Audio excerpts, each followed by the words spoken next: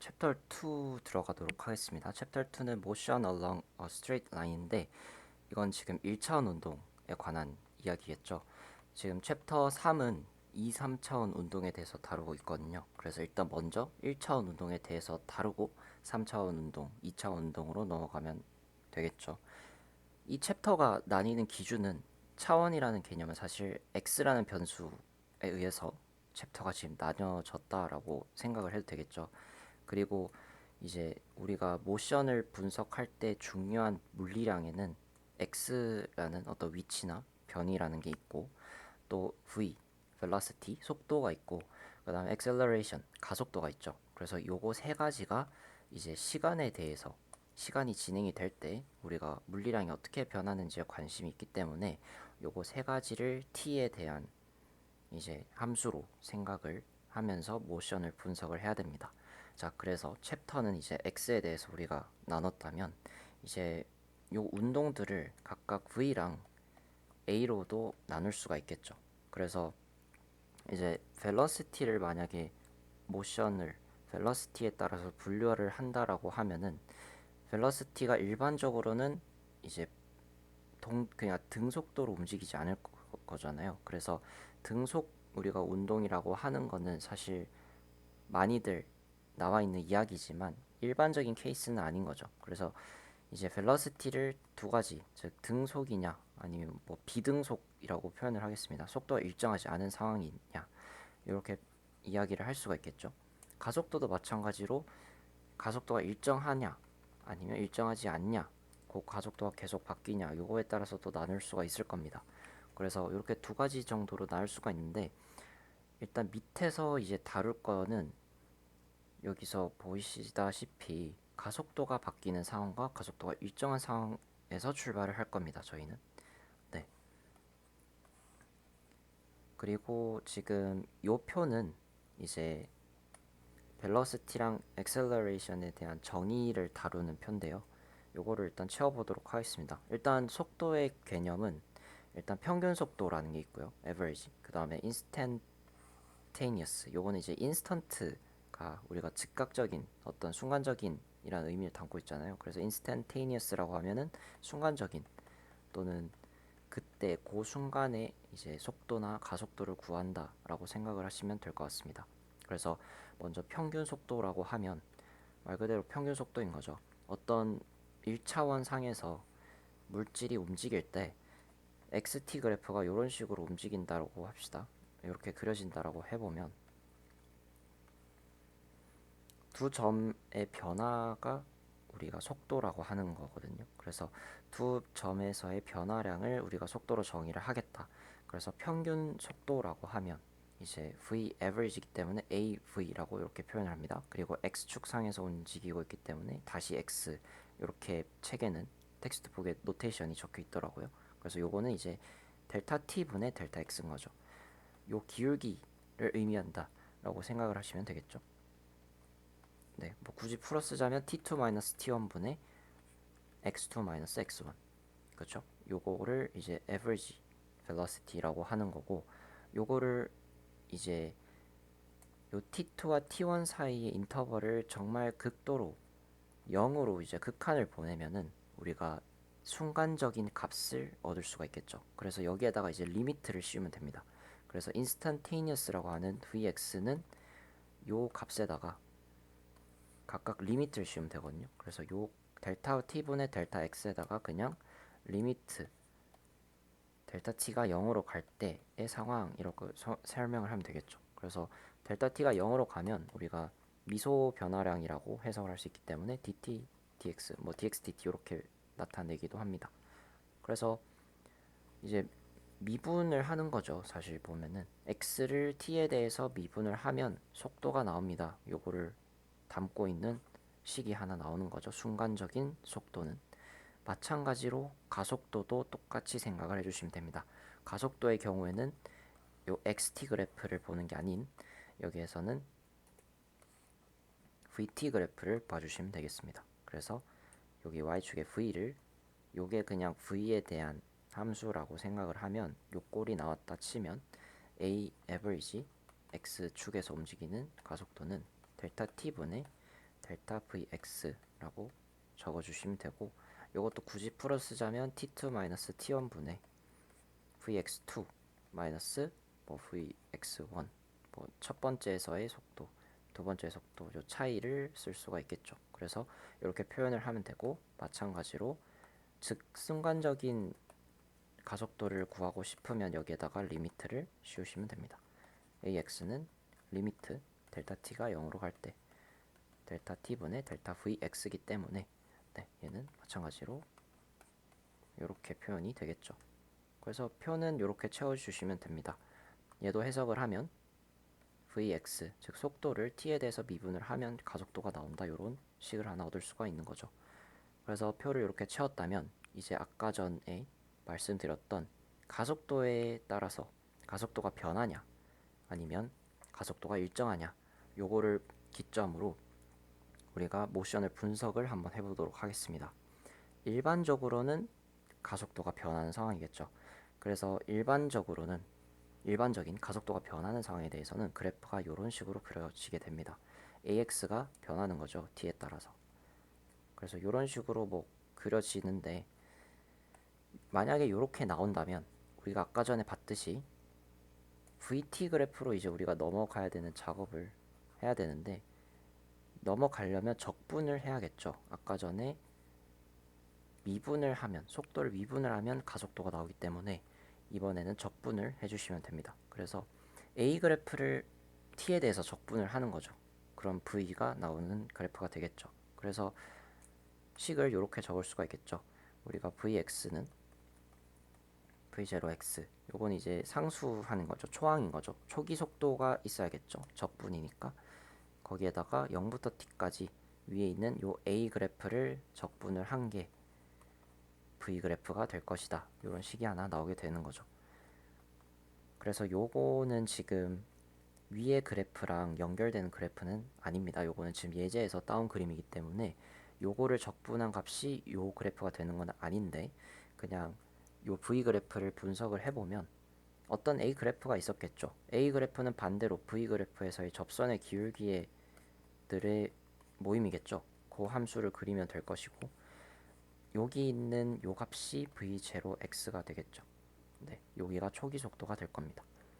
그래서 네, V 그래프는 이런 식으로 그려진다라는 것을 알 수가 있고, 마찬가지로 V 그래프에서 다시 적분을 하면 X 그래프가 되겠죠. 그래서 V 그래프에서 다시 적분을 했을 때 X 그래프가 되는 겁니다.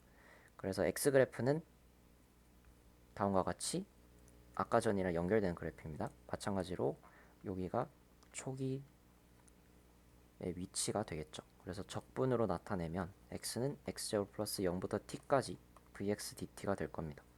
그래서 요거를 식으로 이렇게 나타낼 수가 있겠죠.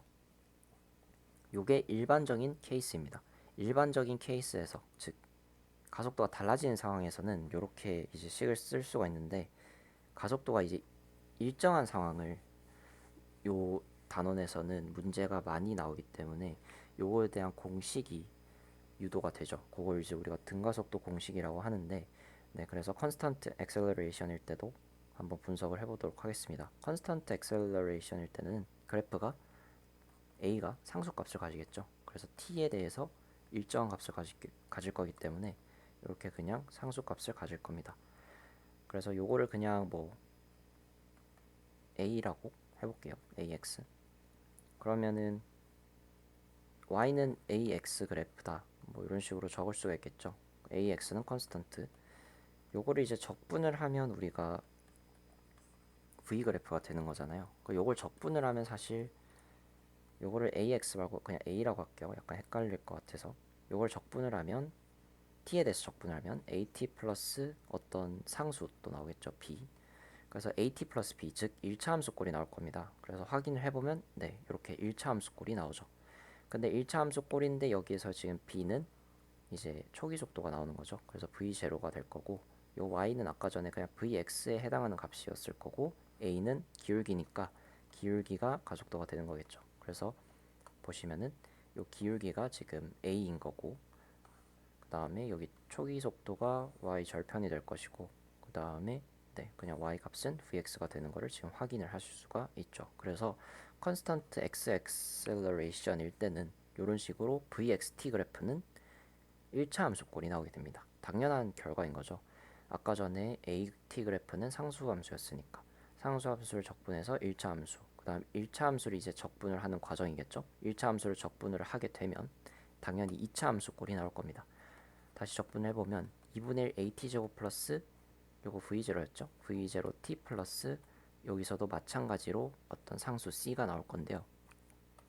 자, 요거를 그대로 복사를 해서 뒤에 있는 XT 그래프를 한번 분석을 해보도록 할게요. 여기 있는 지금 XT 그래프랑 정확히 매칭이 된다라는 것을 확인을 할 수가 있는데요. 요 C 값은 X0인 거죠. 그리고 V0T가 네, 들어가고요. 그 다음에 이제 2분의 1a가 최고차 항으로 이렇게 들어간 거죠. 그래서 지금 2차 함수의 꼴을 띄었다 그런 거를 확인을 하실 수가 있어요. 그래서 이렇게 2차 함수 꼴을 띈다라는 거를 확인을 하실 수 있습니다. 지금 여기 있는 점선으로 된 그래프는 0x acceleration일 텐데 요 a가 0이라고 상황을 가정을 하면은 요건 뒤에서도 나올 건데 이퀄리브리엄의 상태입니다. 그래서 평형 상태라고 부르는데 즉 평형 상태일 때는 따로 계산을 해야 되는 이유가 우리가 지금 a가 0이게 되면 최고차 항이 없어지게 되죠. 그래서 지금 그래프가 2차 함수가 아니라 1차 함수로 이렇게 나타나시게 됩니다. 그래서 지금 a가 0일 때는 좀 특수한 케이스가 될 거기 때문에 최고차 항이 0일 거기 때문에 이렇게 따로 지금 그려준 게 되겠죠. 네. 그래서 constant acceleration에 대해서도 쭉 다 봤는데요. 이제 constant acceleration 요 값들을 요 식들을 그대로 그냥 외워주시는 게 constant acceleration equation입니다. 이게 그냥 한국말로 등가속도 공식이죠. 등가속도 운동 공식. 요거는 자연스럽게 암기를 하고 계셔야 될 겁니다. 그래서 일단 아까 전에 유도를 그대로 해보면 y는 a부터 우리가 출발을 했었죠. 그래서 v는 이제 at 플러스 v0가 될 거고 요걸 다시 적분을 하면 x가 될 거고 2분의 1 at 제곱 플러스 v0t 플러스 x0가 될 겁니다. 네, 그 다음에 요거를 했을 때는 요 두 가지 식을 이용해서 세 번째 식이 나오거든요. 여러분들 잘 알고 있는 2ax 뭐 2ax 마이너스 x0는 v제곱 마이너스 v0 제곱이라는 식인데 요거는 사실 요거 두 개의 식을 이용해서 t가 없는 식을 만들려고 노력을 한 게 3번식이 되는 거거든요. 그래서 t항을 없애주는 게 목적입니다. 그래서 지금 1번식에서 t는으로 정리를 하면 v-v0-a이기 때문에 요 값을 2번식에다가 넣어주시면 3번식이 그대로 나오게 됩니다. 그래서 x는 그대로 적어볼게요. 넣어서 2분의 a 곱하기 a제곱분의 v-v0의 제곱 더하기 v0 곱하기 t니까 a분의 v-v0 플러스 x0 이렇게 되겠죠. 요거를 정리를 해보면 2a분의 v제곱 마이너스 2vv0 플러스 v0 제곱 플러스 a분의 vv0 마이너스 v0 제곱 플러스 x0 x0는 넘길게요. x 마이너스 x0 양변에 2a를 곱하면은 2ax 마이너스 x0는 v제곱 마이너스 2vv0 플러스 v0 제곱 플러스 2vv0 마이너스 2v0 제곱이 되겠죠. 그래서 요거는 정리를 하면 이렇게 날라가고 그 다음에 요것도 마이너스 v0 제곱으로 계산이 되어서 v제곱 마이너스 v0 제곱이라는 식이 유도가 되죠. 네, 그래서 요게 3번 식입니다. 네, t양을 없앤 식이 3번 식이 유도가 되는 거고 요 식이 갖는 의미를 조금만 생각을 해보자면 사실 요거를 이제 x-x0 하고 2a를 다시 넘겨보도록 하겠습니다. 요 v제곱 마이너스 v0 제곱을 v-v0랑 v 플러스 v0로 쪼개고 그냥 곱으로 쪼개고 요 2랑 a를 각각 이제 여기랑 여기로 이렇게 배분을 해볼게요. 그러면 지금 보이는 게 지금 사실 a의 정의가 델타 t분의 델타 v이기 때문에 a분의 v 마이너스 v0, 즉 a분의 델타 t를 하게 되면 델타 t분의 델타 v분의 델타 v이기 때문에 t만 남게 됩니다. 그래서 여기가 t만 남게 되고 2분의 v 플러스 v0가 되는 거죠. 그래서 해석을 하자면 어떤 위치의 변화량을 우리가 알고 싶을 때는 처음 속도와 나중 속도의 평균, 즉 평균 속도 곱하기 움직인 시간만 알아도 이 움직인 거리에 대해서 정보를 알 수 있다라는 결론을 알게 되는 거죠. 그래서 평균 속도 곱하기 어떤 시간을 하면 이동한 거리를 알게 됩니다. 그래서 위치 변화량도 알 수 있다. 그래서 이 평균 속도랑 시간을 알면 위치를 알 수 있기 때문에 예를 들어서 어떤 물체가 1차원상에서 정지해 있다가 0m/s에서 이동을 해서 최종적으로는 10m/s의 상황이 되었을 때 뭐 5초 동안 이동했다고 가정을 해봅시다. 그러면 요 이동한 거리는 얼마입니까? 라고 물으면 바로 계산을 할 수가 있겠죠. 평균 속도 곱하기 시간이 위치이기 때문에, 위치의 변화량이기 때문에 요 평균 속도는 2분의 0 플러스 10 곱하기 5초 이동했기 때문에 5를 곱하면 25m가 되겠죠. 그래서 뭐 이런 식으로 쉽게 구할 수도 있습니다. 네, 등가속도인 상황에서는. 그래서 이동 거리를 이런 식으로 계산을 할 수 있다라는 점도 알아두셨으면 좋겠습니다. 그래서 여기까지 하면 이제 등가속도 운동에 대한 공식들을 유도를 했고요. 이제 제가 스페셜 케이스라고 이렇게 적어놨는데 이제 요거는 자유낙하 운동인 거죠. 자유낙하 운동은 등 가속도 운동이죠. 왜냐하면 A는 G인 상황이잖아요. 중력 가속도가 가속도로서 일정한 상황 속에 놓여진 물체 운동이기 때문에 네, 그냥 스페셜 케이스인 거예요. 그 위에 있는 세 개의 식을 다 쓸 수 있습니다. 저 세 개의 식에다가 A 대신에 G를 넣고 그 자유낙하기 때문에 그냥 손에서 그냥 떨어뜨렸다라고 생각을 하면 되기 때문에 V0가 0이다. 요거 조건을 대입을 해주셔서 그대로 사용을 하시면 됩니다. 요 식을. 그래서 요 식을 그냥 그대로 사용을 하시면 되기 때문에 네, 요거는 그냥 스페셜 케이스다. 그렇게 그냥 생각을 하시면 됩니다. 그래서 등가속도 공식 요거 세 가지만 잘 숙지를 하고 계시면 이 단어는 네, 문제가 없을 것 같습니다.